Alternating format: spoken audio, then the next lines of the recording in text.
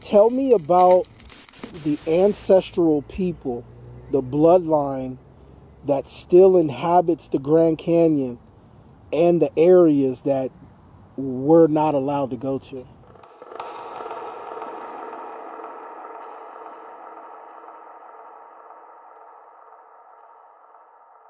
There are beings out there, howling beings, but we're all part of that order because it's chaos, but we're all interconnected. Was how the creation of the Hopi ended up inside of the Grand Canyon at a point in time when it was underwater. Mm-hmm. So break that down, even though I know the story, break it down for those that don't know, and how the Hopi ended up in this space underwater.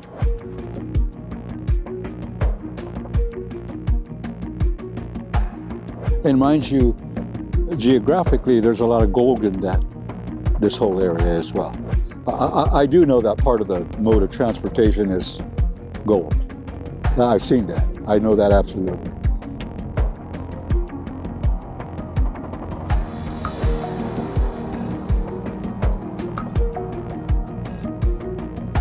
I started going more outside, and I was like, oh my God, they're everywhere. If I tell people, if you just spend some time outside, 1, 2, 3 hours, just especially during the summertime or springtime when it's nice and comfortable, the weather.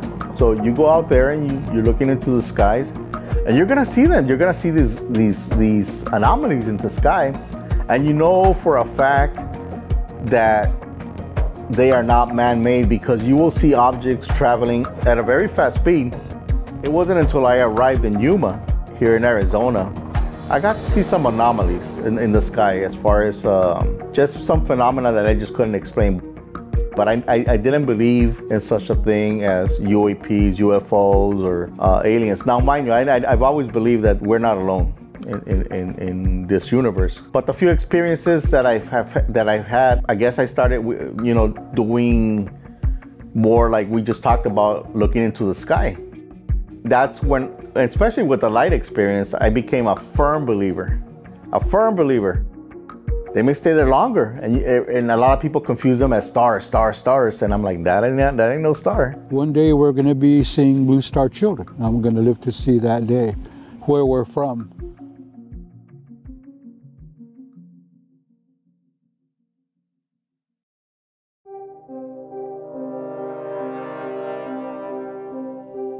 Like I've said in the past, I will always promise to you, the viewer, to bring you new content and topics that'll spark the curiosity.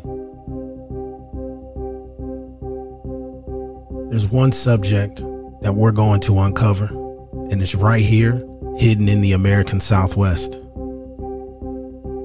In the high desert, located in Arizona, is a tribe that has been lost through translation. Howdy, my name is John Mahkewa. I am an elder with the Hopi Nation from northern Arizona. Well, I appreciate the opportunity to do this.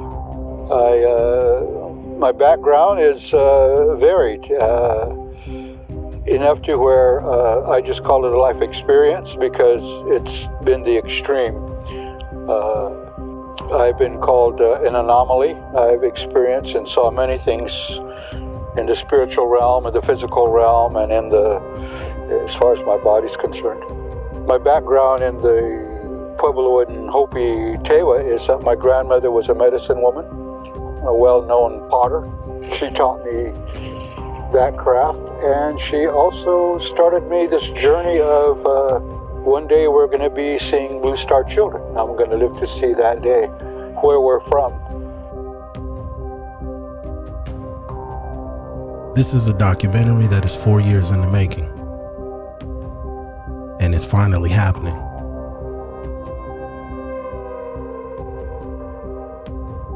We got to take a trip down to Yuma for a one-on-one interview that really marks the first time a Hopi Elder has gone on camera to discuss what's hidden just north of us. When we were migrating up the Colorado River from Mesoamerica, Hopis had a village right in this area here.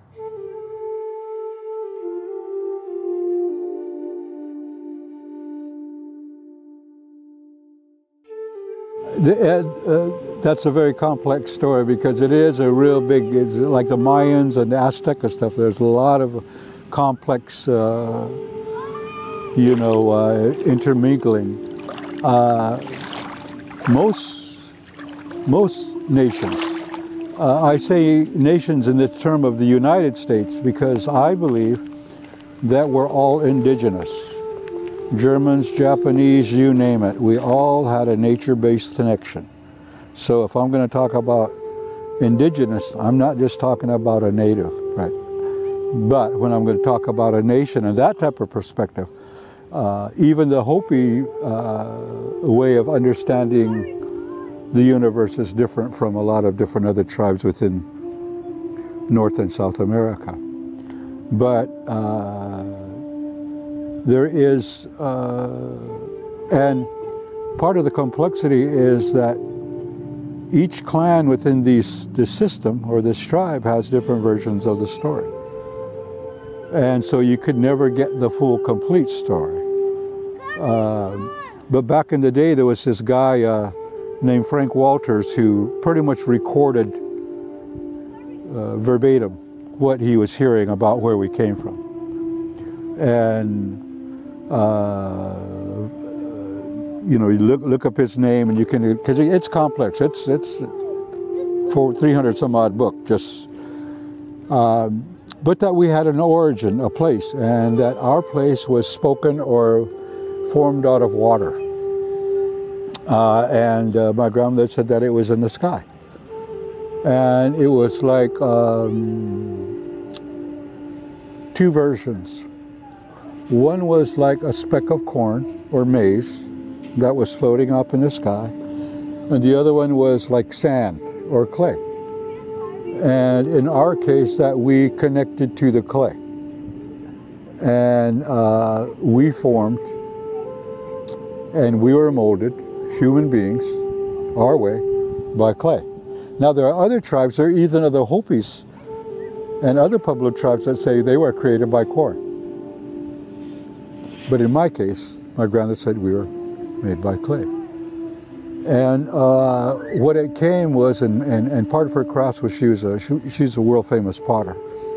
And she taught me how to feel and listen to the sound of clay to let it know it was alive. And certain thugs, you touch it and hit it, you could hear it. And so that was the first time I got introduced to frequency and vibration. And so anyway, here we're coming down in this now fertilized, let's say, egg.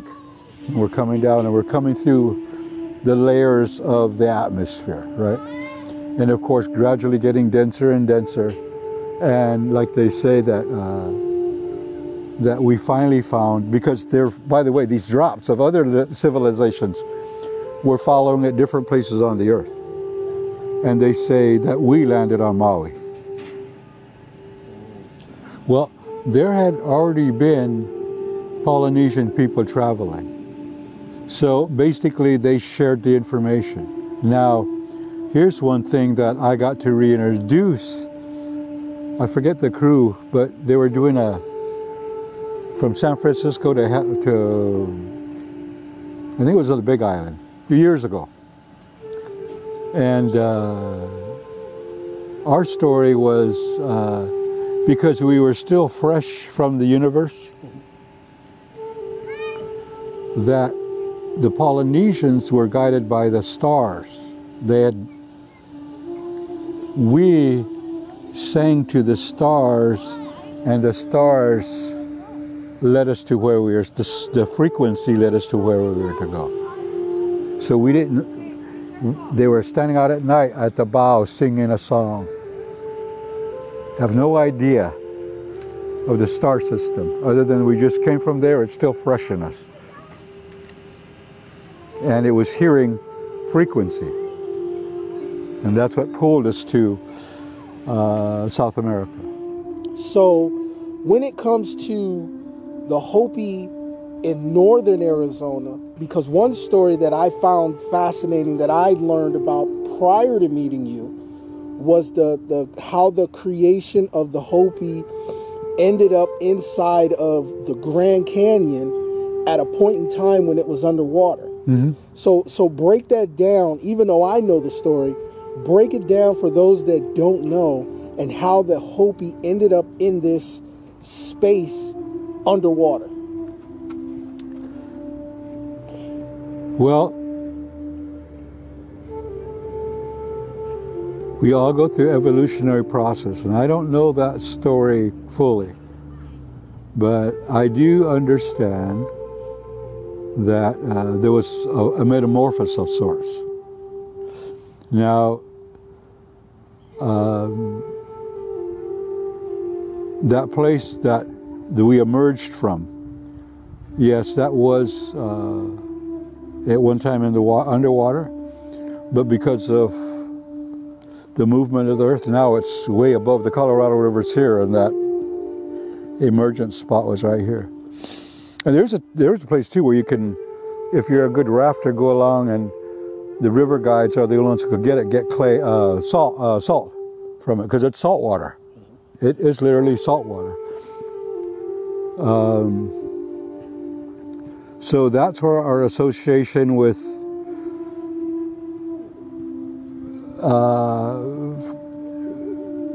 they use a lot of Hopis use a lot of tadpole symbols, right?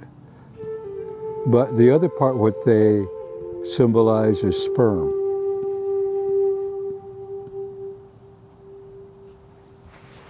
So when they came out, again, they attached to something, they evolved, they're all part of the greater matrix. What do we have to do to survive and help all the other beings survive? So that's what I could say. I don't, although I have seen watchers, literally physical watchers, and they look humanoid, but they're not. So let's touch on the watchers a bit, because I have the book of Enoch at home. If there is a connection, explain the connection between the watchers in the book of Enoch and the watchers in the Hopi creation and in northern Arizona. So I have no understanding of the book of Enoch. Only if it's biblical, then there's some dualities there. Right? And you've lost already. The watchers here are, let's say, for the lack of let's say biblically, and edit it out, but they will be like our Holy Spirit. But they ain't like the hound dogs of heaven's Holy Spirit.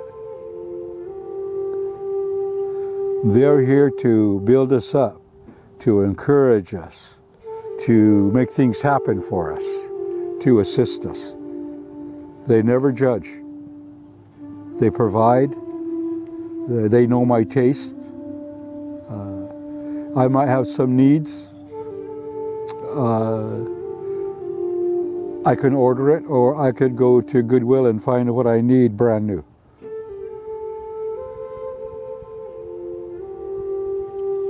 And they are not our judges. They were the ones who said, "What do you want to do?" I said, "I want to go back." "Oh, well then you really want to see your kids then." Let's talk about the Blue Star Children. Yes. The Blue Star Children, I've heard you, and we've talked on the phone in the past, but I've heard you refer to these Blue Star Children as the Watchers. Absolutely. Break that down to me and how that translates. But why are they called the Watchers? Well, because interestingly enough, they're bringing back some consciousness back to our realm. there are, and way back in the day, I was in meditative practices and stuff like that. And there are some meditations that literally take you, rob you of your self-identity and believing you're on this spiritual realm or walk. But the star children, the blue star children, because they are birthed by that high voltage, right? And by the way, that the earth has been putting out. So they're responding to Mother's SOS. So they're already in frequency and knowing and alignment of what's going on. That's why you can't bullshit them, man. My grandmother told me that when these star children come, she called them blue star children, that they were going to be, they were going to be of all colors. She literally told me at one time to go out there and populate the earth because they're going to come in all colors. When it comes to present day UFOs, the talks of aliens, abduction, experimentation, things like that, how much of the story of the UFOs and aliens of present day line up with the blue star children of Sirius? Oh boy, I felt that right here.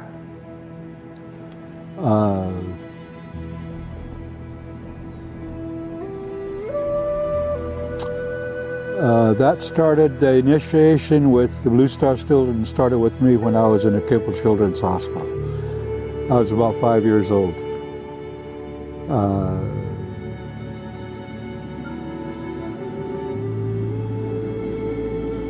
I was taken out of the hospital.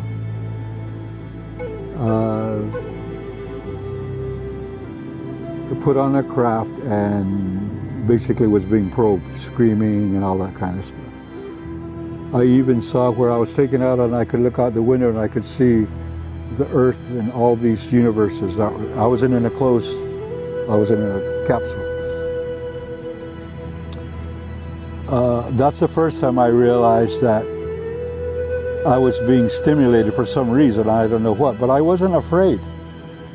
Although I was screaming, I wasn't afraid. And then the next time I came out was when I started talking to my grandmother. And so I was about 7. So when I get out of this whole experience and I go see the shrinks and stuff, there's all these, you know, you had to do this to escape, this, that, blah, blah, blah. All denying what I knew took place in my life. Learn to describe them as, because that's what they look like. And they'll travel and all of a sudden imagine going at a fast speed and just doing like a 90-degree angle somewhere, poof. And you're like, what in the world was that? You know, but I tell people, you have to be staring at the sky. You have to look at the sky. But we're not alone. My name is Manny Villalpando, and the reason we came across together was because of an anomaly, an experience that I had here in Yuma. And one of the things was an encounter that we had, and when I say we, it was my stepson Jared and my stepdaughter Aldanesne. And right now we're here in Yuma, but we are not at the same house where we've actually encountered or had the experience with what I like to call the light experience. Because honestly, I don't know what else it was or what it was in overall. But I want to say it was approximately 1996. This is before I even joined the military. That when I was with Los Angeles City College and I graduated from high school in '91, and it took me maybe around a couple of years before I went into the community college. I started taking computer courses. First, it was the application side of things, which it was like your office suites, which you learn more about the suites. But then as I progressed in time, I learned to grow fascinated about computers. And maybe I want to say by the late 90s, I had already taken classes on hardware. That's kind of like what kind of like formed also my decision to when I joined the military. I wanted to go into a career that was more along the lines of computers. And at the time, I happened to got presented with being a telephone systems cable repairman. That sounded pretty good to me, you know. I joined the military, the California National Guard, in 2000 to 2009, and I was originally communications, and I was a telephone systems cable repairman. But I've always loved computers and technology, and so I understand about communications fairly well. Later on in 2004, I joined the LAPD from 2004 through 2010. Unfortunately, I couldn't finish the sworn part of my career because of the fact that I had gotten injured both in the LAPD and also in Afghanistan when I was over there, and I was a landmine detection driver. Unfortunately for me, the moment that we graduated, we were obsolete because the military, at least the Army side of the things, we had gone from analog communications into digital communications. So, but yeah, you know, I've been around, and because of the military experience, I've been all the way from New Mexico to Texas to Maryland and a bunch of other places throughout the U.S., Afghanistan, Kuwait, and just a bunch of places all over the world. But going back now to Yuma, this is approximately, I want to say 2017. I'm a little bit much older, so my times may vary a little bit, but this experience that we've had was here also in Yuma, like I had mentioned before, and it was approximately around the October time period. There was a few incidents where Jared and Aldanesna and his other sister Brittany had been in the pool in the hot tub area in prior days, where they had seen this bright light just appearing in the northern sky. And so from the location where we're at here, the house is literally like just probably maybe less than half a mile away from where we're at. So we're not talking too far of a distance. And so we're talking about, you know, these three young kids being out there, and so I don't know. I mean, they're coming over excited and telling you about lights in the sky, and you're like, yeah. You know, being in the service and police, you kind of grow callous after a while, and you're like, yeah, okay, lights, mites, whatever. You know, go inside, grab some food, go to sleep, get ready for school the next day. Again, they have been experiencing this light orb in the sky for a few days, approximately a week or maybe even 2 weeks prior to that. So mind you again that this is kind of like towards the end of the hot season here in Yuma too. So we're just transitioning from the hot days, the extreme hot days, into that nice cold or colder climate here in Yuma. So, but anyways, as I mentioned before, just one night, Brittany doesn't want to go out to the hot tub, and it's just Aldanesne, Jared, and myself. So over in the hot tub, there's an LED light, or it's probably halogen because it's really bright. But with that specific light, you could actually change the colors, or you could set it to where it rotates on the colors, right? But something told me inside, I said, okay, well, this thing is kind of like showing or shooting this bluish light.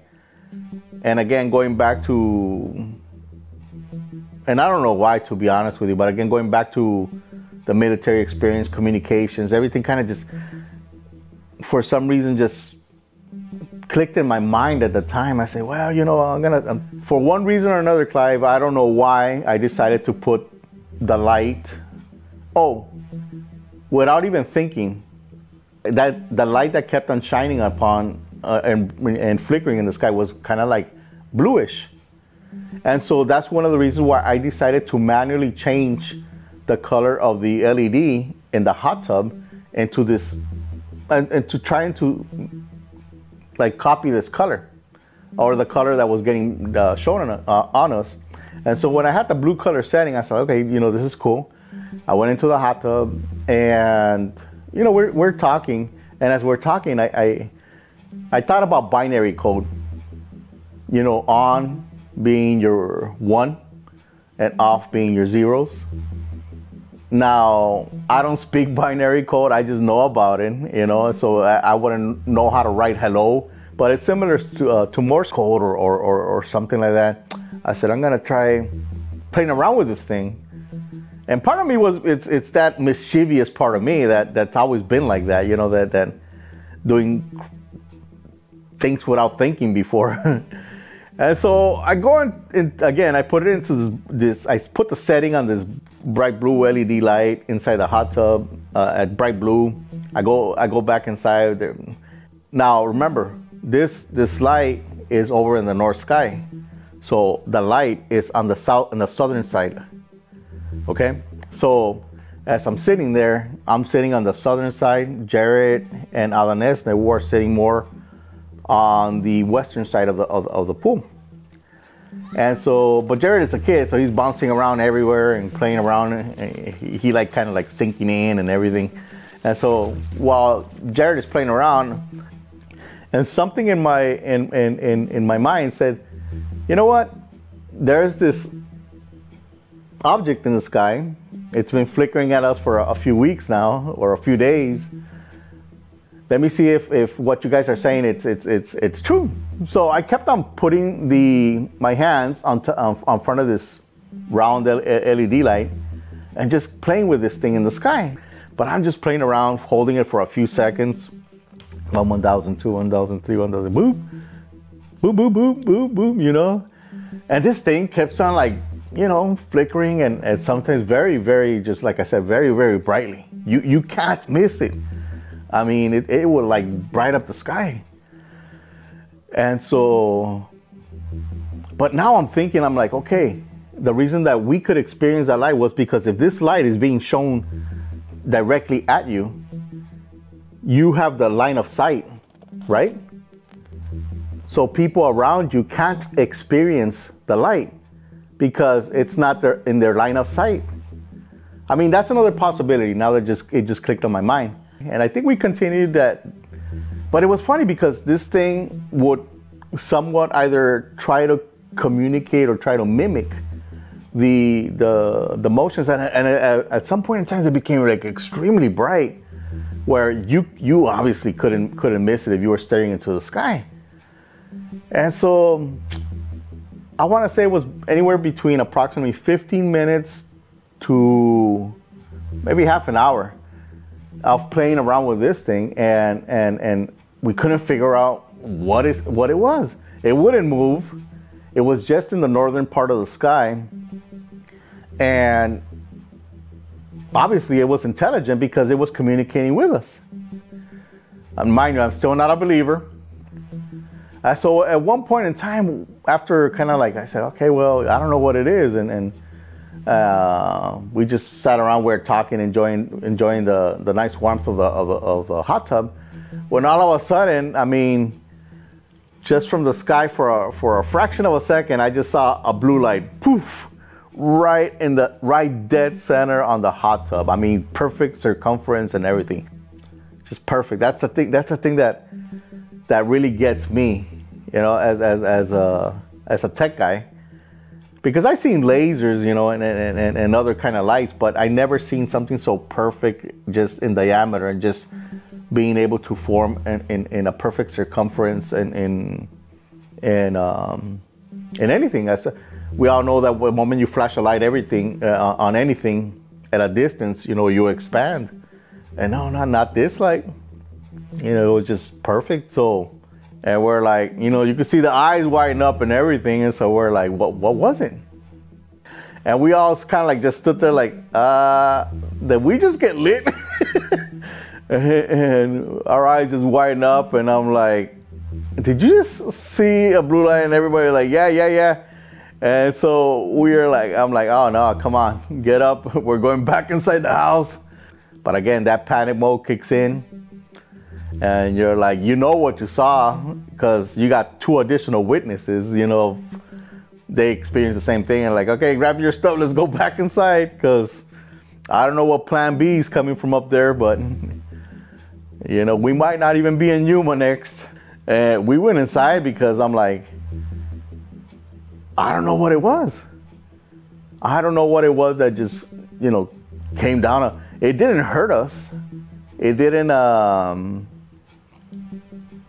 but I do recall telling you, Clive, that when I saw the fraction of the blue light, there was like additional, like, I don't know how to call it, but kind of like just like additional lights within lights, so that's why I believe that it was like a form of communications that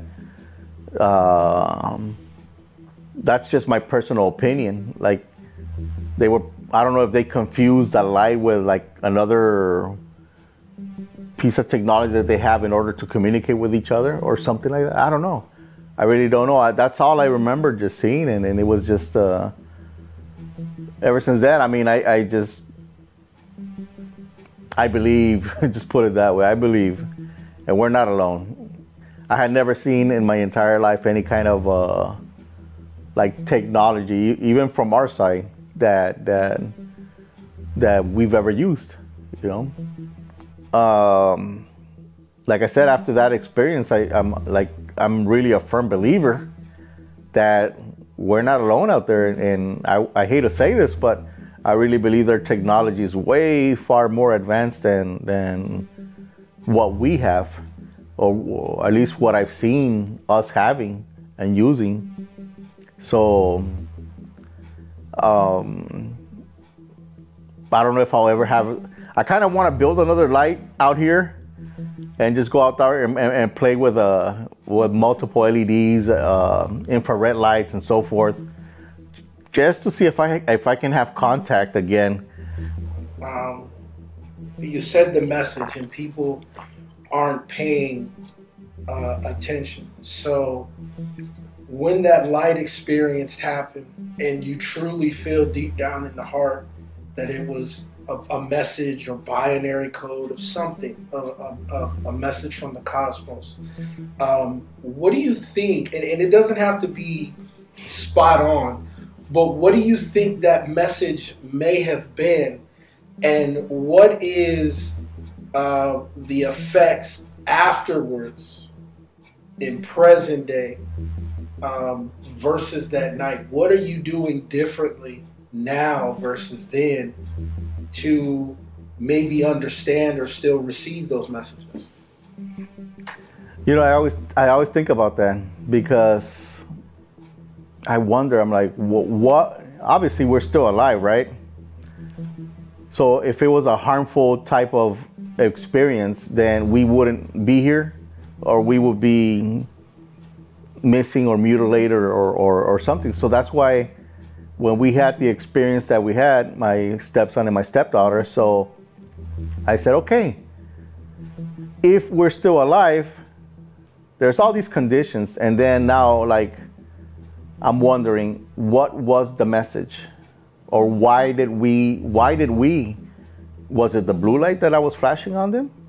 Was it the fact that they saw that another intelligent being was playing with them? There's all these questions in my mind that are playing, and I can't figure it out. I'm like, what was it? Was it that, we were chosen? Or what was it that caused this beam of light just to be, coming down straight on us? And like I mentioned to you, there was no pain. There was no pain. There was no sensation as far as like fear or it just, at the moment, from what I can recall, just when we had the experience, and it was like so fast and so quick, going back and thinking about it now, it's like if I were to describe a sensation for me personally, was a sensation of just kind of like being frozen in time. Like you were literally experiencing everything that's going around, the expressions on the other, like, oh, you know, like seeing, but being within, like, just kind of like within, frozen in time within this light. And like I mentioned to you, it's just a fraction of a second, but the fear that came afterwards was because of the unexpected. It's not like you're getting flashed a beam of light each and every day. You understand what I'm saying? So if I were to describe the fear, it's a self-defense mechanism that we are programmed with for the unexpected, in order for your body, for you and your team or your family to survive. This is how we're going to react to anything. But after you've decompressed the thoughts, the experience, and you're like, wait a minute, I just got flashed with a blue light. What did it mean? Obviously, my limbs are still here. I'm still alive. And you're wondering, like, okay, what was the message? And so to this day and age, I asked that, but I will share that a few days after, I think it was a few days after, somehow my stepdaughter, she has a line right here, Alanesne, she has like this fine slit line right here. I don't know if she still has it. And I do recall, and I shared it with the group. Remember that I had a thumb, like I call it a thumbprint, but that one's still here. And I've had it since that experience. I call it the thumbprint because that's what it kind of like looks like. But that's the only thing that, and it's not painful, or anything. It doesn't bother me at all. It's just a mark that won't go away. And so the same thing with Alanesne. And so I asked Jared too. I'm like, Jared, did you have some kind of mark or something? But he didn't experience that. No markings, no nothing. So that's kind of like, but then again, I kind of, this whole experience has been very surreal. So I'm like, did I have this before? But you would notice your own body. And so, but it's like so overwhelming, this whole fact of the whole experience, that it makes you question everything. Like study your own body and your surroundings and everything. And like I asked Alanesne too, since when have you had this fine incision line? She goes, I don't remember. I just remember our experience over there, and all of a sudden I look down and I have this fine incision just right here. And I'm like, I can't explain it. But yeah, it's again, it's one of those experiences where you will never forget. It's something that I have never heard of another individual experiencing what we experienced. I think I did send you a couple of additional videos from people around the world that were playing around with lights, and they got a response back. So now we're seeing, I will call this communications, because we're seeing the response back coming from somewhere. Who is it? What is it? So now the question is, like, are they trying to make contact, or what's going on? Why haven't we taken this serious enough to say, hey, look, it's not just Manny's experience, but now we got video of these couple of other people that are shooting the laser, and now we're getting a response back. So there's a lot of questions in my mind, no doubt. But like I mentioned to you before, I like what you're doing, because you're grabbing all these experiences that people are having. And again, you're not getting cherry picking sources. You're getting people from the general public that are coming out and are saying, hey, Clive, look at this. And now more people are saying, okay, what was it? What's going on? So I think in the next few years, we will be seeing more and more people coming out with amazing things that they capture either on video or see, but we will be seeing more. I feel that they're kind of like I've mentioned to the group and you and a few other folks. I feel like they're kind of watching over us to either, making sure that we're behaving or doing just the right things. But I don't get this bad vibe from them, or from what the experience is. So, but yeah, and so like some of the people that like I have mentioned to you that I've talked to, is like, I think there's been a few incidents where I recorded it and I think I sent it to the group and so some folks, and people are like, what is it? I'm like, I don't know, you tell me. And but now, because of having more communication with the public out there, and I'm very open when it comes down to sharing the experiences and everything, but more and more people are like, holy Manny, I saw it too. They'll call me immediately over the phone. I just saw it when I was coming down over the overpass and blah blah blah, and I'm like, see, what did I tell you? And they're like, oh yeah, I'm a believer. So now you got more people watching into the skies out here than before, and that's a good thing, because before we were all, I wouldn't say asleep, but we just hadn't paid enough attention into the sky to see that we are not alone. And it's pretty interesting too, because I think when we started talking with each other, I think we were kind of like just on the very brink of where we are at today, where now disclosure, it's coming out more. They're like, oh yeah, now we got files coming out from the government or governments around the world saying, well, we actually knew about it. So like now I'm really curious as far as like, what else is out there, or what do we know that we're not being shared with?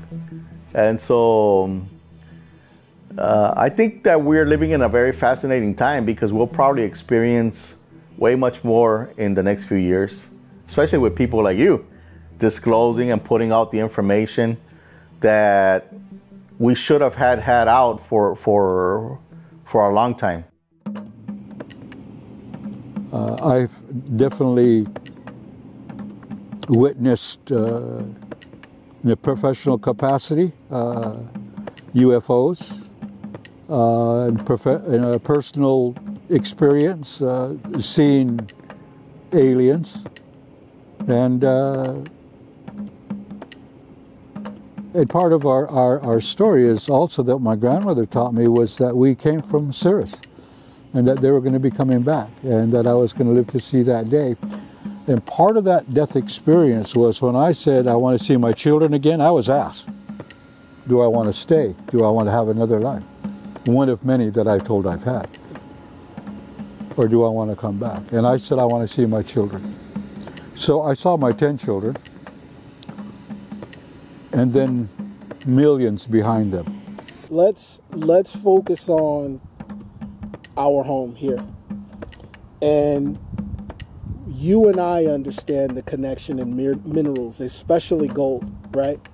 But to the people that are just joining, the people that will see this here in the future, explain to them how important the mountain ranges and the minerals are in conjunction to seeing stuff in the sky, anomalies and things like that. Well, we're surrounded in a big cauldron, a big one. I mean, we could see what might look like the outskirts of it, but it goes maybe another 30 miles or more beyond that. Huge one. And of course, one of the nearest towns here is called Quartzsite. And of course, you might see quartzite, but hidden in that quartzite is minute flakes of always gold. So this area, especially north of here, is really rich in gold. I don't know if it's like diamonds, where there are lower, the value of the diamonds of where they're located or the clarity. I don't know that. But I do know that the mode of transportation that we saw on our migration after we left to Maui and ended up into where in Peru was gold. They had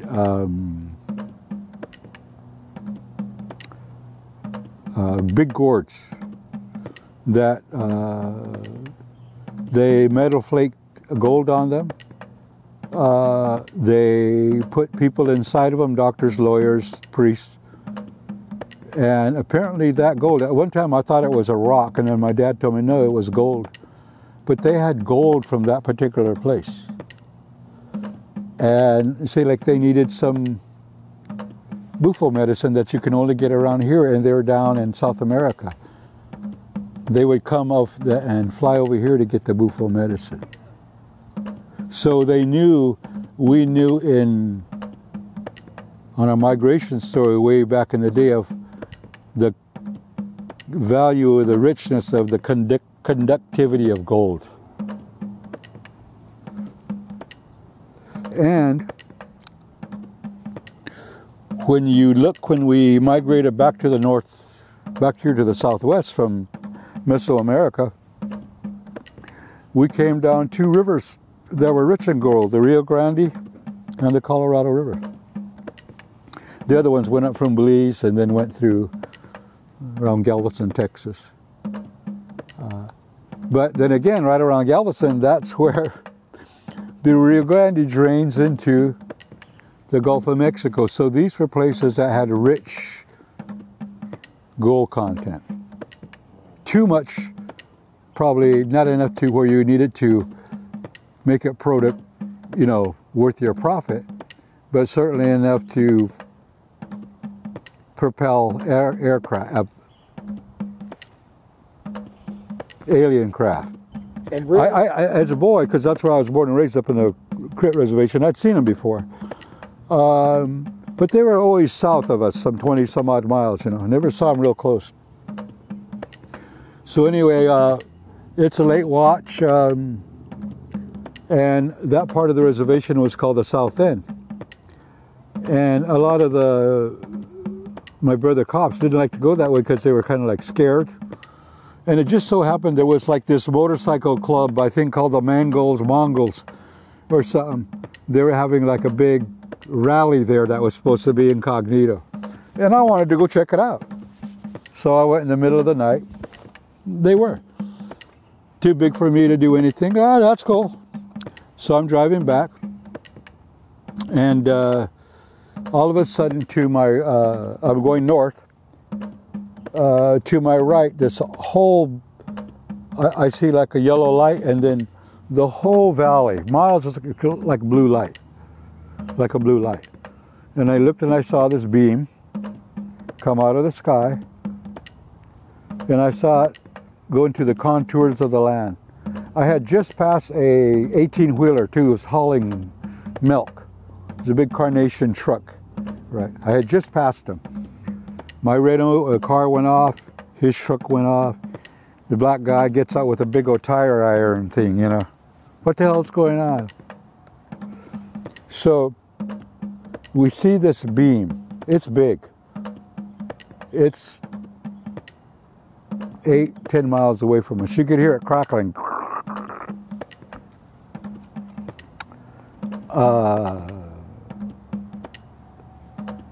It goes up. You can see the contours of the land. Go up with it. Ooh. You looked up, and you could see like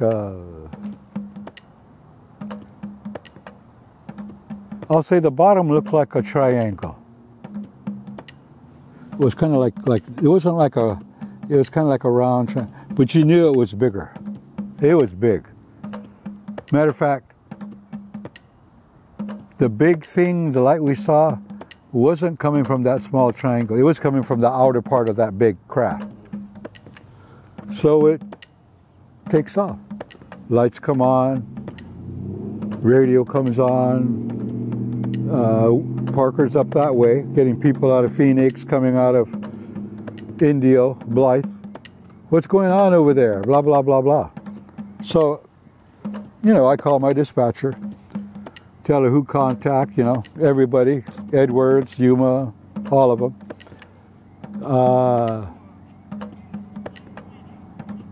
And I remember it was in the wintertime. So a couple of days later, literally, I get called in my day off. My chief was sitting in the office with these guys in black, talking about they're confiscating all the communications, that it didn't occur, blah, blah, blah, blah, blah, that it already had been identified with certain clearance, that if I said anything that I would,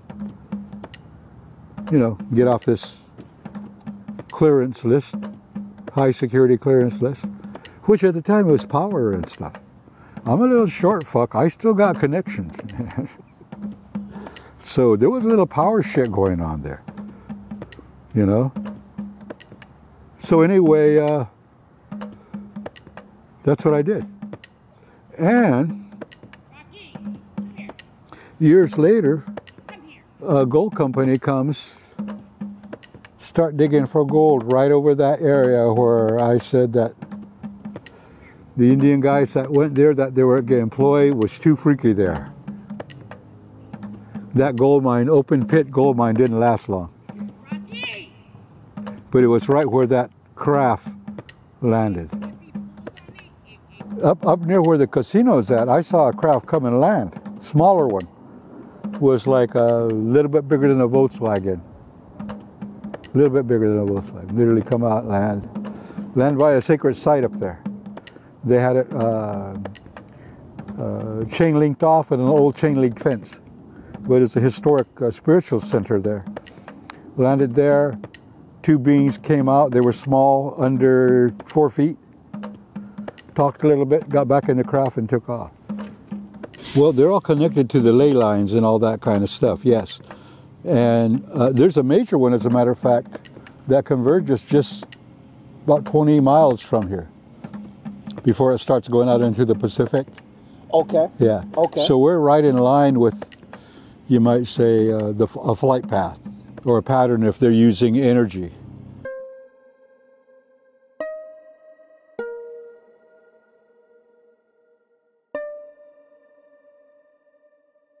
Go into your law enforcement background, your the special, I think it was like the forestry with the FBI.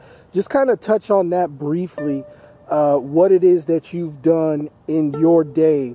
But just let them know who John is and your background, which obviously led to the person that we are sitting with here in present day. Well, I have an interesting background. But this is what I'll say about that background. I validate and agree with everything you said, but I call it a life experience. Not the first one to do it, not the last. But it varied.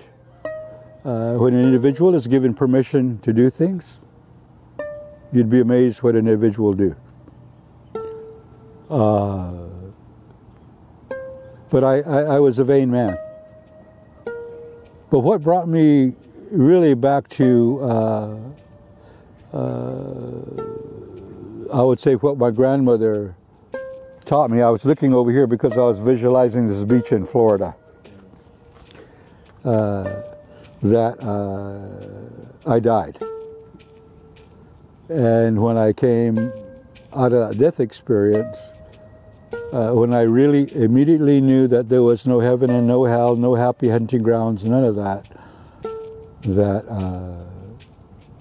I knew that we, as bad as we think we are, have a whole nother new right and privilege to regenerate. And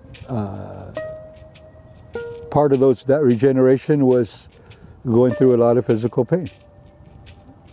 And once I got through that and realized that I had a greater, we talked about a strong will earlier, I think, that my will was beyond what I ever thought, which I now visualize to be a blue light.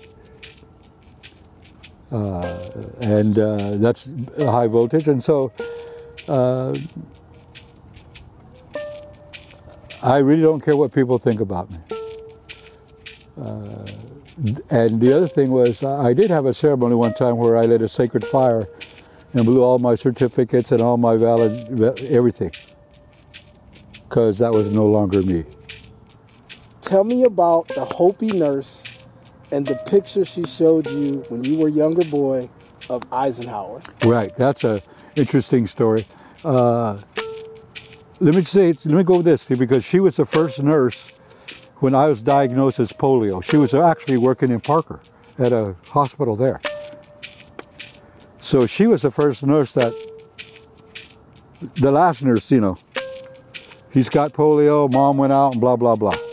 Her name was Jenny. Fast forward, I am an adult.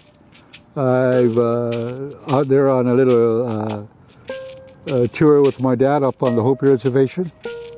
And out of the clear blue, he goes, "Hey, you remember Jenny?" And I go, "Oh, yeah." He goes, "She's retired now. And she's been asking to see you." What does she want me to? And so we go. And she told me that she knew, or she heard that I was interested in UFOs, right? And I go, "Yeah, I've already seen them out here." She goes, "Oh yeah, they're real.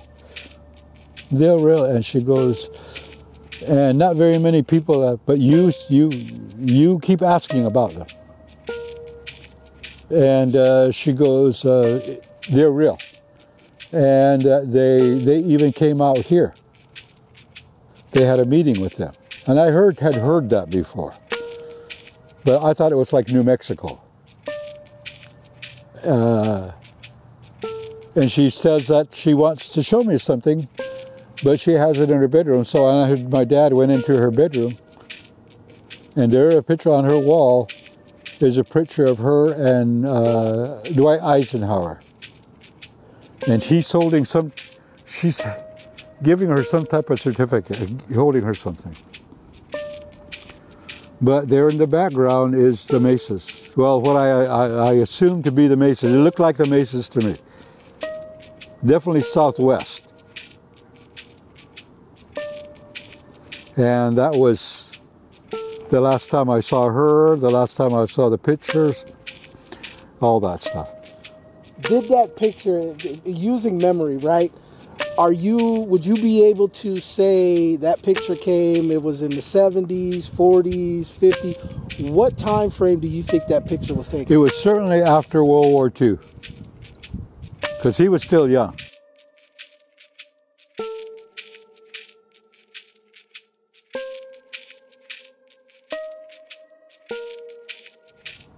Obviously, if you encounter one, there's that expectation out there, right?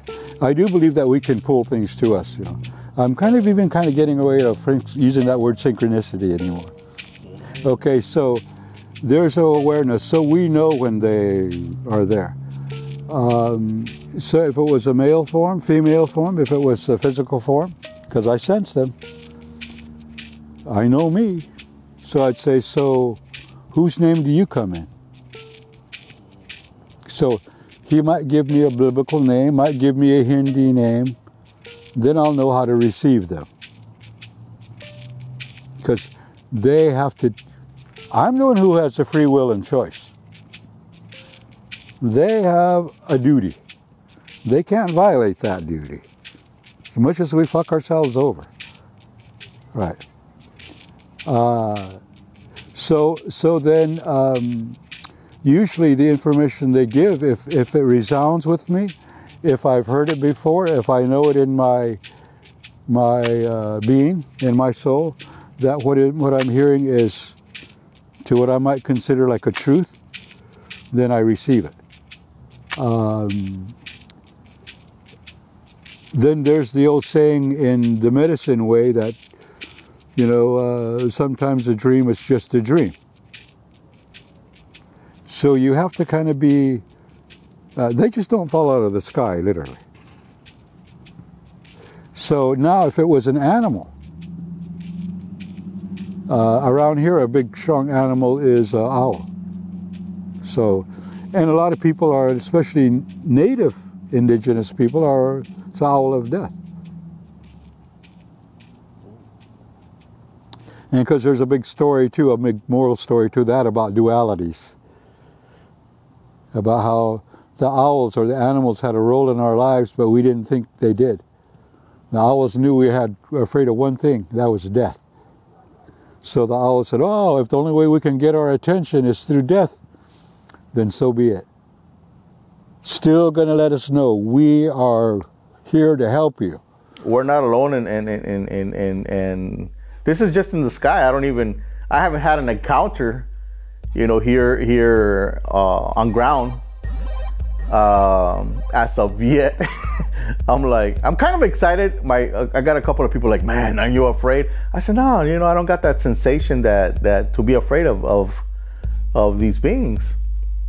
I feel that they're kind of like I've mentioned to the group and you and a few other folks. I feel like they're kind of watching over us. I just, as advice, or like I tell people, just keep an open mind. Keep an open mind, because we have, and I say this in a very positive way as well. We have been conditioned to only see certain things, do certain things, flip that burger from 9 to 5, right? And so now that we are experiencing the matrix or whatever it is that we're kind of going beyond the boundaries of what we've been conditioned, the question becomes, is it real? Is it not real? We live in, it's kind of like in this fantasy land, but again, keep an open mind, because we may see additional things that may just way push us past the mindset of the things that we've been conditioned with. So if in the future we start seeing individuals with the possibility of having abilities more beyond of what the normal human abilities are, then it wouldn't go past my mind. It will never be the same again. That's what's going to happen. And if you don't want to ridicule, well, I know a lot of men who have seen things and they just don't talk about it. But they are not going to deny it. And then, of course, some of us who I could give a shit what people think. I've seen them. I know them to be true. I know the government has come in and wiped out dispatches that I've shared while I was on a police officer, blah, blah, blah. I know how that works. So I don't really, but to understand that it's going to alter their life. One of our prophecies, part of this, also the new Blue Star Children and stuff, is that they say that part of that prophecy is that when a Hopi woman becomes a woman of war, then we've lost our balance. So the powers that be know it, and there is truth to that. People like my generation and the other generation before always held that. Well, that's the last thing you wanted, because we knew that was going to be the end of us. But when you take a culture like the Hopis, isolate them, right? Feed them an education that is not really academic, right? Get them to believe that they're quote unquote special and have a higher, it's like grading you on your zip code. So these Hopis, who were once held together by the ant stories, are now all like individuals. Finally, it came to the point when the last time I was going to see my grandmother, she told me my last battle was going to be over water. And I thought it was going to be about legal stuff. And as it turned out, that was, and what prompted this new stepping back into claiming our divine nature and whatnot, and just start walking in it, was I took a 8-day Grand Canyon trip that altered my life. and a lot of contact. Now even to where I sleep 4 feet off the floor. You know, so that I could be more, yeah. Tell me about the ancestral people, the bloodline that still inhabits the Grand Canyon and the areas that we're not allowed to go to. Well, there's, they're known as ant people. They're actually, in part of that story I mentioned with Frank Walters, the author, he gets a little bit detailed to that. But there are, in a sense, there are like ancestors as well. They taught us their secrets as well. Up and before the colonists, the conquistadors came, there was hardly any like diseases and stuff. Because like the ants, we were taught to, you know, every stone that comes out of anthill has been sanitized, you know. And so basically we learned stuff like that, how to live together as a unit, how to work together as a tribe.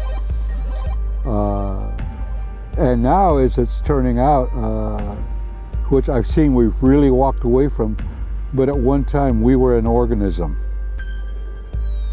We had that connection I was telling you about, where one person knew part of the story and we could get together, sing songs, great things come, because there are all different parts of the story. Now it's ownership and pride, and of course the magic doesn't work.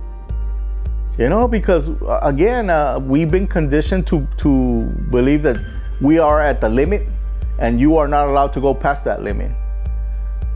But now that we're seeing all these things out in the sky, well, what is the limit?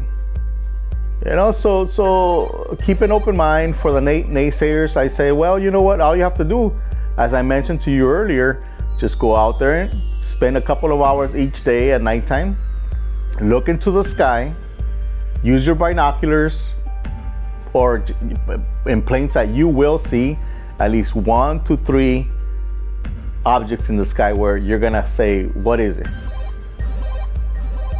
And if you and they're actually, for those people that are the naysayers too, there is actually websites and sites where you can actually trace the locations of satellites, man-made, known satellites that are in space. So if you want to say it's a satellite, go and find out for yourself. You know, all the locations are being pinpointed right there. So if you say, oh, well, that's the International Space Station, well, go ahead, do your research. But keep an open mind, because you may be experiencing something that was meant for you to see. And again, you know, once you've experienced these light orbs or whatever object you're gonna be seeing out there, it's gonna make you question so many things as what else is out there. And so, but again, especially this day and age where so much information is out there already online, there are multiple databases where you can actually go and pinpoint, trace locations of these objects in the sky and so forth. But I'm telling you that many of these things are not gonna be on those paths. And then when you see the movements of some of these objects, you're like, there is no way that that's one of ours, because just they move so fast and in angles, and they will just kind of like leave you like speechless. So I think that, and it's not just here in the United States. Like, I've been traveling to Mexico, and we have so many distractors these days, especially with the cell phone technology. Everybody's looking down here, when we should really kind of like be practicing a more holistic approach, and as a whole realize what your whole environment is holding, from the ground to your immediate environment up all the way into the skies. But I think we're being filled with more distractors each and every day, and it's kind of sad, because a lot of people don't take the time to appreciate what's going on around them. You know, so imagine if there was a message that we're being sent, but you're so distracted over here that we're not even paying attention to what they're trying to say. Because already, vibrationally, yeah, I feel your energy. I feel your sincerity. I feel your steadfast. You know that word, steadfast? Yes, absolutely. Absolutely. You know, grounded in what you're doing. Yeah, exactly, man. Yeah.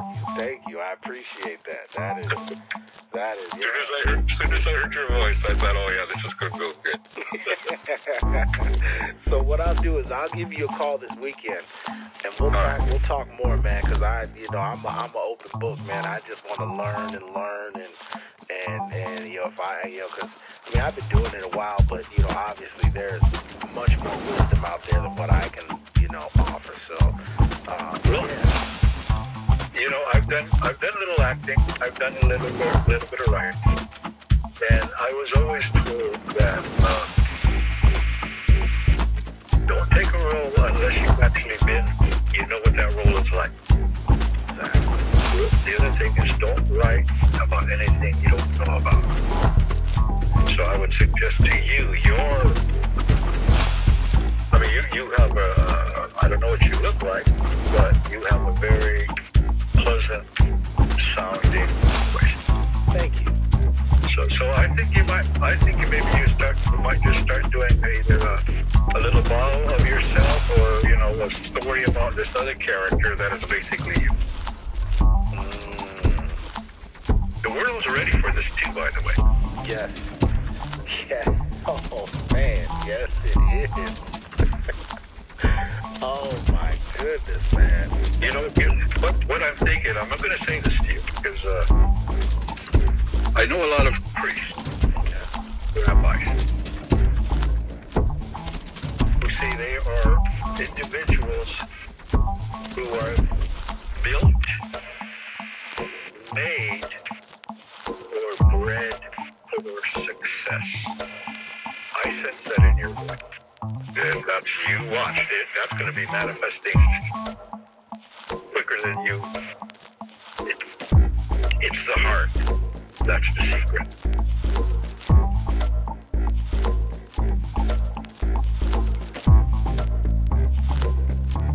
Well, they're all connected to the ley lines and all that kind of stuff, yes. And there's a major one, as a matter of fact, that converges just about 20 miles from here before it starts going out into the Pacific.